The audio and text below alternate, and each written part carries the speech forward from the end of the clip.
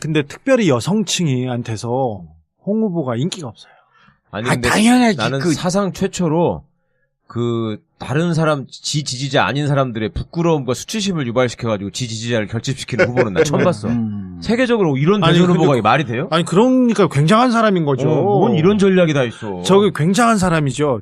홍준표 후보, 옆으로 가도 돼요? 네. 홍준표 후보가 처음에 국회의원 될 때, 그 송진아 작가한테, 모래시계 작가입니다. 그분한테 찬조연설을 해달라고 했대요. 근데 그때 이미 송진아 작가가 저기 후보님은 그 모래시계 모델이 아니세요. 그때 얘기를 하셨대요. 그때도. 아, 그렇습니까? 극적극적하고 말았대요. 근데 제가 저기 조폭 전문이잖아요. 그래서 제가 모래시계 그 주변 그 사람들을 다 만났어. 그리고 홍준표 의원이 90년대 초반에 광주지검 강력부 검사로 이렇게 딱 배치가 되고 옵니다. 거기서 진짜 나쁜 짓 많이 했죠. 그렇죠. 네. 왔는데 홍준표 의원이 책을 썼어요. 책을 썼는데 거기서 자기가 골프장에서 누구랑 지나가는데 사업가랑 지나가는데 저 앞에 여운안이라고 그러니까 모래시계에서 조폭 보스 나쁜 보스로 이렇게 모델로 돼 있던 사람. 대한민국 판결 사상 처음으로 조폭의 고문으로 돼 있는 양반. 그렇죠. 아유, 역시 잘하시네요. 그 국제 PJ파라는 사람을 골프장에서 만났대요. 만나서 지나가면서 신경전을 벌였어. 근데 그 당시에 광주지검 강력부 홍준표 검사하고 같이 간 사람이 김태촌 범서방파의 굉장히 높은 사람이에요. 그 사람이에요. 근데 그 사람하고 이 국제 PJ파하고 관계가 안 좋으니까 저 사람을 한번 잡겠다고 생각한 거예요. 그리고 결정적인 게 여운한 씨라는 사람이 그때 90년대 초반에 명절 선물로 henkel, 독일 henkel, 쌍둥이 칼 있지 않습니까? 칼을 보냈다. 이거 되게 유명했습니다. 조폭이 저기 검사한테 칼을 보냈다고 해가지고 큰 위협한 사건으로 굉장히 뉴스가 됐는데 그 사건에 잘못 배달된 거였죠. 네, 전모가 뭐였냐면은 그 여운한 씨라는 사람은 그때 henkel 가이가 굉장히 수입도 안 되고 비싼 칼이에요. 그래서 쌍둥이 칼이라고 하잖아요. 네, 부잣집들한테 굉장히 고가의 선물로 각광을 받을 때였는데 이 여운한 씨가 쭉 이렇게 돌렸는데 자기 같은 아파트에 그 아파트에 홍순표라는 의사 선생님이 있었어요. 그 사람한테 주라고 경비 아저씨한테 줬는데 홍준표 검사한테 줘버린 거예요. 홍준표 검사한테 준 거예요. 그래가지고 잘못 보냈잖아요. 근데 경비 아저씨가 그러면 말았어야 되는데 그 칼을 찾아온 거예요.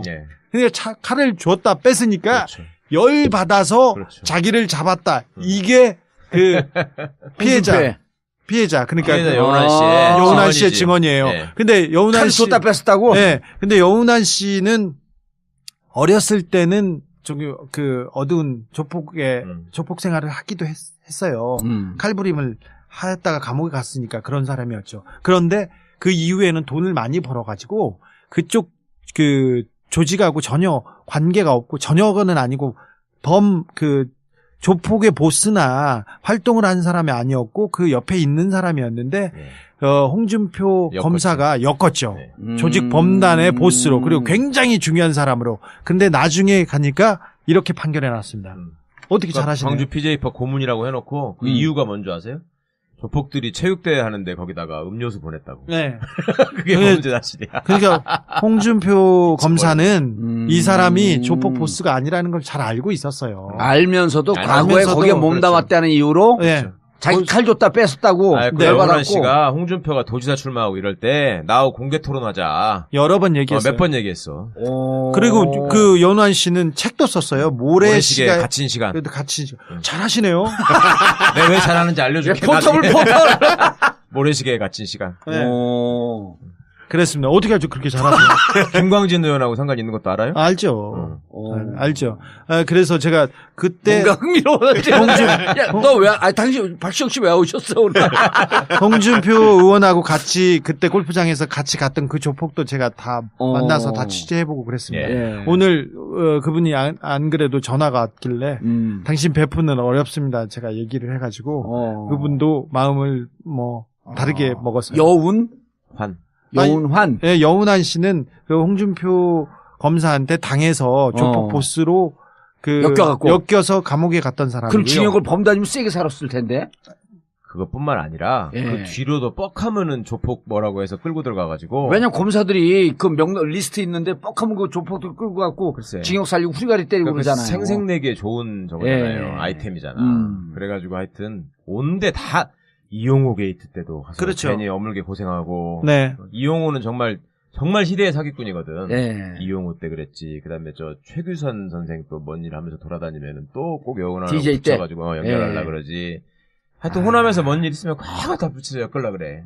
고생을 많이 한 사람이네. 네, 아무튼 홍준표 검사한테 걸려가지고 그 인생이 다 망가졌어요? 인생이 망가졌다. 지금 아니, 뭐 사업가로 망가진 것까지는 아닌데 그 양반 입장에서는 아니 봉도사하고 어렸을 때 학교 다닐 때 한 걸 보면은 비슷해요. 이 양반은 그렇다고 해서 뭐 체력장 시간에 가가지고 막 선생을 때렸다 이런 것까지는 안 했어. 누가 그랬대? 뭐 그런 사람이 있더라고. 한국 정치인 중에. 이거는 그런 영감탱이 어디 있어? 근데 한 사람은 정치인으로서 굉장히 국민적인 영웅의 반열까지 올랐던 적이 있고 한 사람은 난데없는 조폭 고문이다 이런 불공평한 세상이 어디냐고. 여론조사 결과는 어떻게 됐냐? 근데 저는 또 이렇게 문 후보가 득표를 많이 하리라고 생각하는 게 사실 국민의당의 기반은 호남이었고 전남북인데 지난 가장 중요한 시기 주말을 온전히 광주에서 보내는 안철수 후보를 보고 이쪽이 무너지는구나. 그렇죠. 그리고 제가 유세장에 가서 박지원 대표도 보고 다른 사람들도 만나봤는데 동원된 사람 말고 사람들이 안 모여요. 광주에서도 안 모여요. 그래서 바닥 민심이 국민의당. 그래서 좀 어렵구나 이 생각이 합니다. 저는 근데 안철수 후보의 목소리를 내고 안철수 후보 색깔대로 갔다면 조금 더 다른 사람들한테 그리고 호남과 젊은이들한테도 많이 그 호응을 받았을 거라고 생각하는데 너무 올드 패션으로 4차 산업혁명을 내세우는 사람이 박지원, 김종인이랑 그렇게 해버리니까 이상하잖아 누가 봐도. 뭐요 그게. 그러니까 이게 근데 지금 그 TV에 나온 것만 봐도 나는 그 양반이 헷갈리는 게 이랬잖아요. 새정치 한다 그러면서 3년 동안 새정치의 내용이 뭔지 결국 얘기 안 했잖아. 끝까지. 근데 이번에도 유세하는 거 TV에 나온 거 보면 아주 엑기스만 뽑았을 거 아니에요. 과거를 선택할 것입니까? 미래를 선택할 것입니까? 이게 9호거든요. 그리고 1, 2번은 과거 세력이고 저 3번 안철수는 미래 세력입니다. 여기서 한 발도 더 못 나가더라고. 그러니까 미래가 뭐라 그러냐면 또 4차 산업혁명이라 그래요. 그리고 또 뭐라 그러면 또 미래 세력이라 그래. 요 두 가지 워딩이 계속 다람쥐 쳇바퀴 돌듯이 반복하는데 도대체 노인들이 왜 그 양반을 지지하는지도 이해가 잘 안 되고 20대 30대들이 저걸 보고 어디서 감동을 얻을까? 안철수 후보는 전략을 아예 잘못 짠 것 같은데 제가 안 원장님 그래서 내가 오래 한 일이 없다 그런 거예요. 네, 오랫동안 좀 뵀는데 주변 철하고도 친하잖아요. 네, 친하죠. 안 친한 사람은 누구요, 도대체? 저기 유승민하고는 안 친해요. 손학규. 유승민처럼 저는 사실은 냉정하게 최순실을 잘 알 거고요. 그리고 박근혜나 박정희가 없이는 정치를 못할 사람인데 와가지고 지금 새 보수, 새 정치를 한다고 해서 좀 놀라웠고요. 그런데 다 친합니다. 근데 만약에 토론을 많이 하고 안철수 의원의 색깔, 안철수 의원의 장점대로 이렇게 선거를 치렀으면 조금 달라졌다고 보는데 이번에는 주입식 교육, 그러니까 Q&A를 써줬어요. 누군가를 써주고 달달 외워서 그 부분에 대해서만 답하고 그걸 벗어나면 토론은 사실 그때 임기응변이 그렇죠. 임기응변과 근데 뭘 믿고 1대1 맞짱 토론하자고 계속 앵긴 거야? 근데 구도 만들려고 그런 거 아니에요? 그거? 근데 국민의당 의원들이 그렇게 얘기를 했는데 구도를 만들려고 했는데 1대1이면 무조건 이긴다고 얘기했는데 어떤 국민의당 의원은 이렇게 얘기하더라고요. 이렇게 준비가 안 됐을 줄 몰랐지. 이 정도인지 몰랐지. 자기도 몰랐다. 네. 아니, 제가 볼 때는 1차 토론에서 극명하게 증명이 됐잖아요. 1차 SBS 토론이었나요? SBS 1차 토론에서 스탠딩으로 했던 데가 어디죠? SBS인가요? 아니, KBS인가? KBS. 두 번째인가? 삼창가. 두 번째. 두 번째 했어요. 그러니까 첫 번째 토론에서 그게 SBS에 처음 줬게. SBS에서 딱 그 뭐죠? 이게 안 돼요. 홍준표 10초 만에 뭐 KO 시키겠다 막 호언장담했는 게 금방 그것도 깨졌고, 박살났고 안철수 후보하고 문재인 후보 맞짱 토론에서 안철수 후보 상당히 밀렸잖아요. 사실 그때, 그 당시에. 그래서 1대1 토론하면 오히려 더 극명하게 드러나겠다. 깊이가 없고 중심이 없어서요. 철학도 안 보이고 그래서 토론을 하는 거는 원래 의미가 없다 그랬잖아. 그냥 지지자들이 자기 지지를 강화시키는 역할밖에 없다 그랬는데 그렇죠. 이번 토론은 확실하게 안철수 후보 입장에서는 무너진 거 있지. 예? 완전 토론 때문에 실점을 너무 많이 했어요. 아니, Q&A를 외워서 이번에 토론을 보고 바꿨다는 사람은 3분의 1인 거예요. 아니, 그렇죠. 못하니까요. 그냥 Q&A를 보고 그대로 외워서 그 다음에 다른 질문이 나오거나 약간 변형된 질문에 거의 적응하지 못하게 그렇게 됐습니다. 그러니까 주종목이 유도 선수인데 자꾸 권투를 하려다가 이것도 안 되고 저것도 안 되는 그런 현상이 아이고, 남방 색깔은 제일 이쁜 거 입었더라고. 제가 지지 구조 얘기 간단히 한번 들어보면 그 계속 지지 의향이라고 충성도 조사를 하잖아요. 그러면 홍 후보하고 문재인 후보는 거의 지금 지지층의 충성도가 90% 가까이 나와요. 그러니까 홍도. 충성도가. 그러니까 그대로 가겠다는 거예요. 근데 안철수 후보는 대략 한 75% 수준인 것 같아요. 그리고 유승민 후보와 심상정 후보는 대략 60% 정도 수준이죠. 그러니까 심상정 후보하고 유승민 후보의 지지층 중의 일부는 이탈할 가능성이 꽤 있어 보이고요. 그런 측면에서 안 후보의 지지층의 지지 강도가 문 후보나 홍 후보의 지지층의 지지 강도보다 낮다. 이게 이제 하나의 특징이고, 문재인 후보는 사실 이번 대선을 준비하면서 50대를 잡으려고 굉장히 노력했거든요. 네, 공약을 보면 그렇습니다. 50대가 실질적으로 승부처기 때문에 50대에 줄여갈 수밖에 없었어요. 근데 5월 2일 날까지의 조사 결과를 보면 50대에서 문 후보가 앞서거든요. 그리고 앞서고, 그 다음에 안철수, 홍준표 비슷합니다. 50대에서. 그렇기 때문에 50대는 성공작이었어요. 사실 386 세대를 잡은 거죠. 사실은. 근데 그런 측면에서 안정감을 보이는 거에 굉장히 노력을 많이 했죠. 문 후보 전략적으로 보면 50대를 겨냥. 그리고 자영업자. 아니, 처음 조사할 때는 50대 초반에서는 문이 이기고 후반에 졌죠. 후반에서 안철수가 졌는데 나중에 지나면서 5월 2일 그러니까 발표 플래그아웃 이전에 것까지 보면은 50대에서 문이 이겼다. 네, 문이 앞섭니다. 문이 앞서고요. 그때 뭐라 그러냐면 50대에서 문이 10포인트 안짝으로만 져도 승산이 있다 그랬단 말이에요. 그래도 무조건 이기죠. 선거상. 근데 이제 50대는 확실히 그런 면에서 문 후보가 공을 기울인 만큼 성과를 보였는데 반면 20대는 그렇지 못했다는 20대에서 거예요. 오히려 떠났네. 네, 20대는 30대하고 지금 20대 비교해보면 상당히 격차가 납니다. 그러니까 30대가 문 후보 지지가 가장 높은 계층이거든요. 탄탄하거든요. 30대, 40대. 예, 30대, 40대는. 근데 20대는 최근에 많이 이탈했어요. 왜냐하면 20대가 왜 그렇지? 이제 유승민 후보, 특히 심상정 후보가 20대에서는 거의 2등에 가깝습니다. 1등은 누구예요? 1등 문재인 후보죠. 근데 이제 그 격차가 압도적이지 않다는 거죠. 심상정 후보도 상당히 높게 나오고 있고, 그다음에 안철수, 유승민 골고루 나옵니다. 홍준표 후보가 상대적으로 20대에서 가장 낮은 지지율을 보이고 있는데, 어쨌든 20대에서 상당히 반란이 일어난 거죠. 문 후보 입장에서 본다면. 만약에 20대가 공고하게 30대의 흐름을 같이 했다면 이번에 과반 달성이 충분히 가능했으리라고 봅니다. 하지만 지금 이제 20대에서 이탈이 좀 꽤 심하기 때문에 과반이 좀 불투명한 그런 상태인 거고, 아까 이제 호남에서 그 결집이 얼마나 더 일어나느냐에 따라서 지지율이 약간 그 변동이 있을 것 같은데, 전체적으로 봤을 때 그래서 과반은 20대 때문에 과반은 좀 힘들 것 같다. 네, 저는 좀 그렇게 보는 편이고요. 마지막 변수가 4가지가 있는데 하나만 그것만 일단 먼저 소개를 드리면, 지역별 투표율 차이가 있느냐라는 문제겠죠. 그 예를 들면 호남이 투표율이 높았는데 대구 경북이 투표가 낮을 거냐, 이런 변수가 하나 있죠. 거기에 또 연령별 투표율 변수도 분명히 있죠. 지역별 연령별 투표율 변수가 하나 있고요. 두 번째는 출구조사나 여론조사에 전혀 잡히지 않는 계층이 있어요. 군 부재자.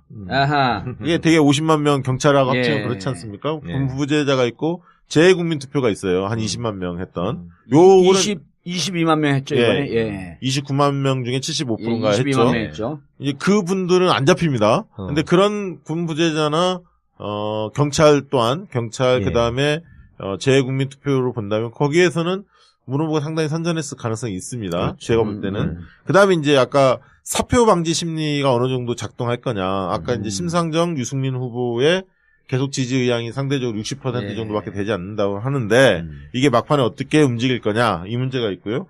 마지막으로 이제 아까 말씀드렸던 호남에서 막판 결집도가 어느 정도 있을 거냐. 이런 거에 따라서 지지율 차이가 한 2, 3%는 왔다 갔다 하거든요, 사실. 3% 정도는. 이제 그게 어떻게 움직이냐에 따라서. 그리고 이제 홍 후보 입장에서도 홍 후보가 막판에 스포츠를 좀 올립니다. 지금 대형 교회 중심으로 굉장히 문재인 후보의 네거티브가 기승을 부려요. 그러면 카톡으로. 빤스 목사님 나오시기 시작했어요. 실제로 그렇고 그래서 안 후보 같은 경우는 그 뚜벅이 유세 이런 부분들이 동정표를 약간 자극을 해서 지지율을 하락세를 멈춘 건 분명하거든요. 나름 성과를 보이고 있는 것 같습니다. 성과를 보이고 있어요. 근데 이제 아까 호남에서 만약에 더 빠진다면 실질적으로 뭐 15%, 18% 뭐 이 정도로 보통 예상들을 하는데 그게 어떤 영향을 미칠지는 좀 더 지켜봐야 할 것 같아요. 전체 투표율은 80% 넘겠죠, 이번에? 80% 가까이 될 것 같아요. 우리가 그러니까 국민들 만나서 인터뷰를 해보면 재밌는 현상이 뭐냐면 지난 대선보다 너무나 차분하다는 거예요. 조용하다는 거예요. 그러면 선거열기 없지 않느냐 물어보면 뭐라고 얘기하냐면 50대 이상은 아니 우리 탄핵 때 이미 너무 많이 싸웠다는 거예요. 주변 사람들하고. 그렇죠. 탄핵 찬반으로 너무 많이 싸워서 상처를 받았기 때문에 얘기는 안 한다.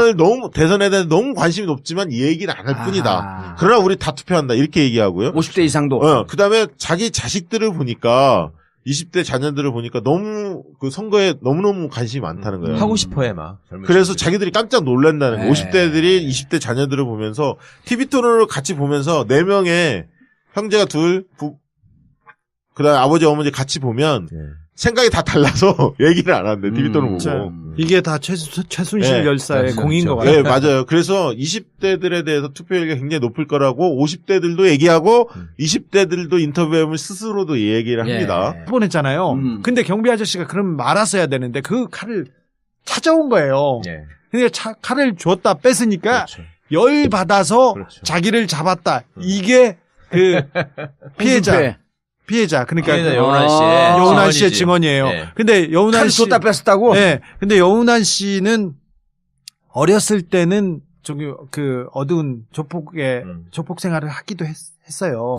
칼부림을 하였다가 감옥에 갔으니까 그런 사람이었죠. 그런데 그 이후에는 돈을 많이 벌어가지고 그쪽 그 조직하고 전혀 관계가 없고 전혀는 아니고 조폭의 보스나 활동을 한 사람이 아니었고 그 옆에 있는 사람이었는데 홍준표 검사가 엮었죠. 조직 범단의 보스로 그리고 굉장히 중요한 사람으로. 근데 나중에 가니까 이렇게 판결해놨습니다. 어떻게 잘하시나요? 광주 PJ파 고문이라고 해놓고 그 이유가 근데 특별히 여성층한테서 홍 후보가 인기가 없어요. 아니 근데 당연하지. 나는 사상 최초로 그 다른 사람 지지자 아닌 사람들의 부끄러움과 수치심을 유발시켜가지고 지지자를 결집시키는 후보는 나 처음 봤어. 세계적으로 이런 대선 후보가 말이 돼요? 아니 그러니까 굉장한 사람인 거죠. 뭔 이런 전략이 다 있어. 저기 굉장한 사람이죠. 홍준표 후보 옆으로 가도 돼요? 네. 홍준표 후보가 처음에 국회의원 될 때 그 송진아 작가한테 모래시계 작가입니다. 그분한테 찬조연설을 해달라고 했대요. 근데 그때 이미 송진아 작가가 저기 후보님은 그 모래시계 모델이 아니세요. 그때 얘기를 하셨대요. 그래도 그렇습니까? 극적하고 말았대요.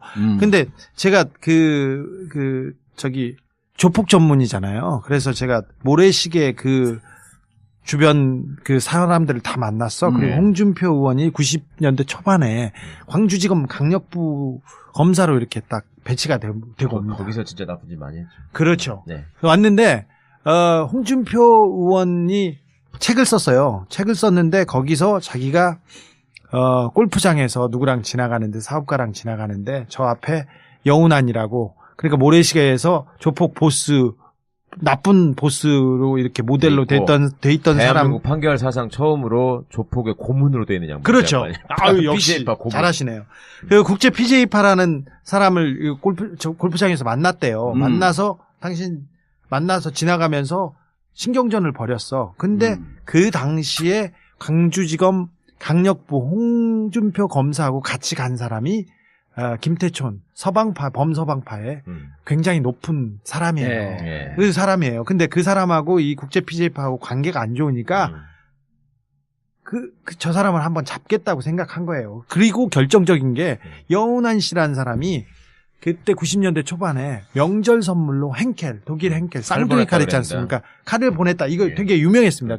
조폭이 저기 검사한테 칼을 보냈다고 해가지고 큰 위협한 사건으로 굉장히 뉴스가 됐는데 그 사건에 잘못 배달된 거였지. 네, 전모가 뭐였냐면은 그 여운한 씨라는 사람은 그때 henkel 가이가 굉장히 수입도 안 되고 비싼 칼이에요. 그래서 쌍둥이 칼이라고 하잖아요. 네, 부잣집들한테 굉장히 고가의 선물로 각광을 받을 때였는데 이 여운한 씨가 쭉 이렇게 돌렸는데 자기 같은 아파트에 그 아파트에 홍순표라는 의사 선생님이 있었어요. 예. 그 사람한테 주라고 경비 아저씨한테 줬는데 홍준표 검사한테 줘버린 거예요. 홍준표 검사한테 준 거예요. 그래가지고 뭔지 아세요? 조폭들이 체육대회 하는데 거기다가 음료수 보냈다고. 네. 그게 범죄 사실이야. 그러니까 홍준표 검사는 이 사람이 조폭 보스가 아니라는 걸 잘 알고 있었어요. 알면서도 과거에 거기에 몸담았다는 이유로 네. 자기 칼 줬다 뺐었다고 여운한 씨가 홍준표가 도지사 출마하고 이럴 때 나하고 공개 토론하자. 여러 번 얘기했어요. 몇 번 얘기했어. 그리고 그 여운한 씨는 책도 썼어요. 모래시계 갇힌 시간. 그래도 갇힌 시간. 잘하시네요. 내가 왜 잘하는지 알려줄게. 포털. 모래시계에 갇힌 시간. 네. 그랬습니다. 어떻게 아주 그렇게 잘하세요? 김광진 의원하고 상관이 있는 것도 알아요? 알죠. 알죠. 그래서 제가 그때 뭔가 흥미로웠지. 당신 박시영 씨 왜 오셨어 오늘?